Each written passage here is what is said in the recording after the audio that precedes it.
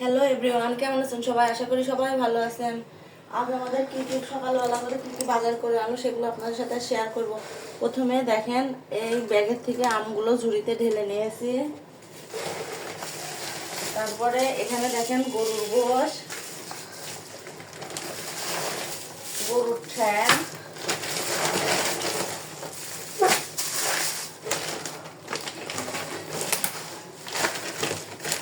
এই ব্যাগে রয়েছে খাসির কাল্লা সহ খাসির গোশ, মা মাছ,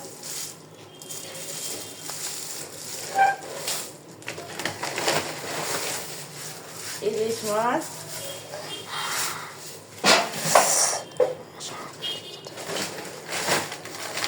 আর আমার ছেলেরা পছন্দ করে সেজন্য এনেছে পাঙাশ মাছ।